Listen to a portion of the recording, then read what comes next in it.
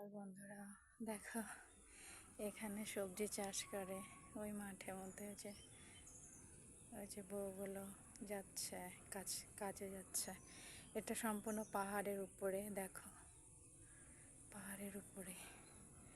এই দেখো নাজারাটা, পাহাড়ের উপরে আমরা আছি। আমাদের ফ্ল্যাটও পাহাড়ের উপরে আছে, আর এখানে সবজিরও চাষ হয়, আর অনেক কিছু লাগায় এখানে। বেগুন, করলা, তারপরে বটবটি, লঙ্কা, টমেটো, বাঁধাকপি, ফুলকপি, সব কিছু লাগায় এখানে। এখানে অনেকজন কাজ করে। দেখো সবাই কাজ করছে, মানে কাজে জয়েন হচ্ছে আর কি। কত সুন্দর, দেখো একটা গরু আছে ওখানে,